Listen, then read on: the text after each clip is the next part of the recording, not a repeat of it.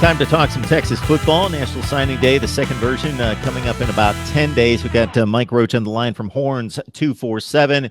Of course, 247 Sports, the gold standard when it comes to college football recruiting. And Texas in prime position right now under Tom Herman to haul in another tremendous class at number 1 in the Big 12, number 3 overall. Mike, how you doing tonight? I'm great, Mark. Thanks for having me on. Absolutely. You're definitely a go-to guy that was highly recommended and suggested by many who watch my channel on a regular basis. So let's get down to it with, the class is exceptional. That's not going to change. But are there guys out there that Tom Herman is targeting right now that could even lift it to another category? It's kind of winding down into a place where there may be only 1 or 2 guys left on the board. For the second year in a row, Texas was able to secure a majority of their class before early signing day, get them all signed, except with the exception of 1 commitment who's still unsigned. Obviously, he's a commitment. And, of course, I'm talking about Javon Shepard, who's a 4-star offensive tackle from Houston North Forest. He's unsigned, but you got to treat him like he's uncommitted as well until you can get his signature. Outside of him, they're looking to host the number 1 JUCO linebacker in the country, in Lakiah Henry. They may look at some junior college offensive linemen or some grad transfer offensive linemen, but other than that, they're pretty much short up at this point. So, Mike, at this point, we've got 9 enrollees already. 13 have signed letters of intent. You mentioned Shepard. He's one of 2 guys who are hard commits who have yet to sign. It's almost impossible for you to go through the wealth of riches here.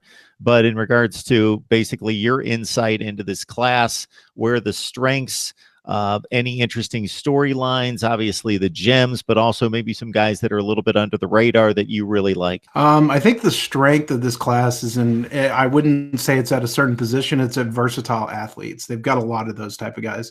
When you look at Jordan Whittington, who is one of the most successful and prolific high school football players in the state of Texas history, a guy who plays at a tiny school in South Texas called Cuero, dominated the state championship game, broke Eric Dickerson's records in that game. He's a running back. He's a receiver. He can play safety. He's kind of can contribute at a number of different positions. So he's a guy you look for there. I think that when you look at a guy like Tyler Owens, who 247 Sports just recently made a 5-star, one of the craziest rises I've seen from a prospect in years. We're talking about a guy who is a 6'3", about 200-pound safety, who was not really on anyone's radar this summer until he showed up at a Texas camp and ran a 4.3 40 and broad jumped 11.2. He is a 10.3 100-meter guy. He has the freakiest athletic tools I've ever seen for a player of his size. And his senior film really came together and showed that he's not as far behind as we kind of thought he was as a project. I think the main storyline for this class is actually that Texas did not succeed in state the way they would have liked to. Texas A&M behind Jimbo Fisher came in and really won a number of the primary targets that Texas had. And they were forced to pivot and kind of go to some other guys. And they did that by going out of state. And I'm not sure I've ever seen a team in Texas do that successfully. They did it very successfully. They went to California and landed a superstar linebacker to Gabriel Floyd. They went to Arizona and landed the National Gatorade Player of the Year in Jake Smith. They went out to Georgia and landed a guy who has potential to be a lockdown corner in Kenyatta Watson. They got a running back from Georgia. And then, of course, not necessarily a guy they landed in the recruiting class per se, but the big news right now is the transfer of 5-star modern-day athlete Brew McCoy from USC to Texas. We got Mike Roach on the line from Horns 247, of course, the gold standard when it comes to high school football recruiting, and Texas in line, Tom Herman, matching his numbers from 2018 with the number 1 class in the Big 12, number 3 nationally. Charlie Strong, if you look at the recruiting rankings, did a fine job. His class is ranked anywhere from 7 to 17 nationally. So certainly there has been a couple notches raised there. What do you see just in regards past the numbers that would indicate Tom Herman's prowess on the recruiting trail and maybe what he's doing different from Charlie Strong? I think that they have a better staff of evaluators now than they did under Charlie Strong. I think that Coach Strong's staff had some very good evaluators. finding a guy like Charles Omenihu, who was a 3-star, 210-pound defensive end in high school that nobody gave a thought to, and turned him into an all Big 12 defensive lineman, a guy who made national noise at the Senior Bowl this week and probably made himself a lot of money for the NFL. That was a huge move by Charlie Strong and his staff. But I think across the board, not only is this staff finding talented fits, they're finding guys that fit their culture, fit the attitude they want them to have, so that they don't burn out when they get to campus, they don't get in trouble, some things like that. I think that there were times that Strong staff maybe rushed the mental evaluations more than the physical evaluations, and that caused guys burning out. And of course, when you have the turnover Texas has had over the last decade with coaches just going in and out, you're going to lose guys to transfers. I think the most important thing that Herman and his staff have brought to the program is stability.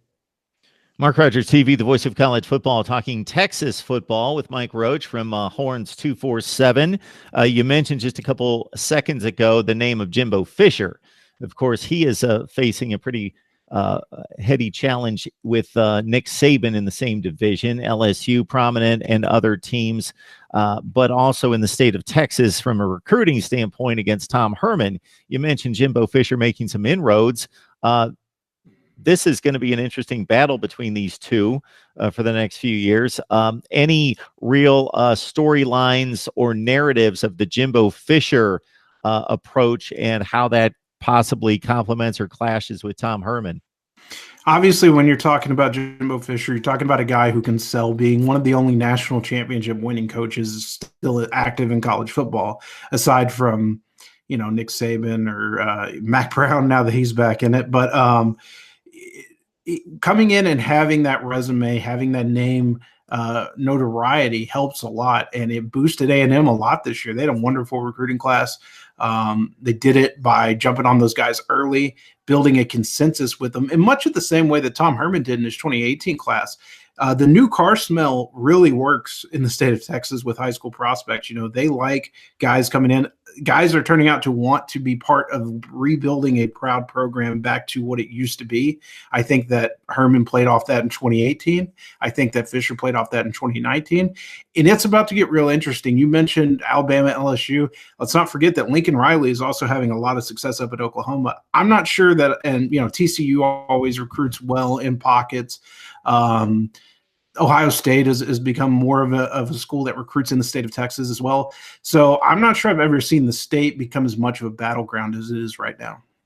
And with Lincoln Riley, of course, Bob Stoops doing a fine job in building a consistent winner, but his top 15 classes have become close to top 5 classes with Lincoln Riley, which brings me to the Big 12, which is always interesting when I look at it from the standpoint of these kids coming from high school football into college and where they're ranked and where the footprint is for the top players in the country. Of course, Texas, California, and Florida produce about 40% of the top 300 prospects and beyond. And then seeing the transition about 3 to 4 years later to the NFL, where the SEC dominates in regards to NFL draft picks overall. The Big Ten has done fairly well recently. The Big 12 has had the corner, the market corner to a certain extent on quarterbacks and wide receivers and a few other positions, but failing to a certain extent in the trenches. The league bottomed out on the field a couple of years ago, but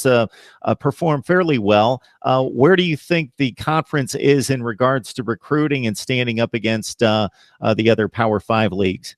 I think that goes a lot with what Texas is doing. I think that the Big 12's always kind of lived and died with Texas and Oklahoma.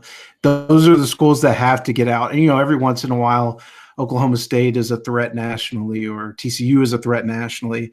But they're going to go day in, day out. The workhorses in that conference are Texas and Oklahoma. With Texas kind of coming back, I'm not going to say Texas is back. I know everybody loves that whole deal. But with Texas kind of being back in the national spotlight, it certainly helps from a recruiting standpoint. Oklahoma's doing a phenomenal job. I mean, as great as what Bob Stoops did during that time, you mentioned built into a consistent winner. They recruited very well. Lincoln Riley has really kicked up his recruiting efforts a notch. He's kicked up almost the coolness factor of Oklahoma, and it is a school that is built to last as long as Lincoln Riley's there. And at such a young age, you think about he could be there as long as he wants.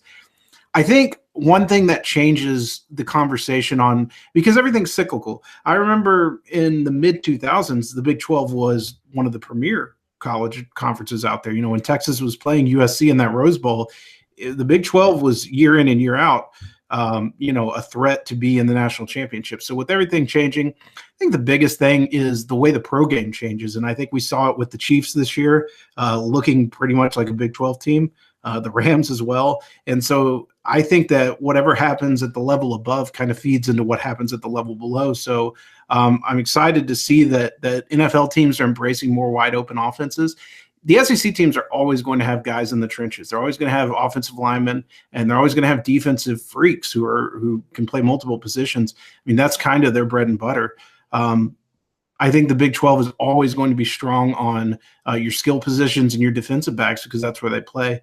I think it's great, actually, that conferences have their own identity where they can kind of market different things to each other.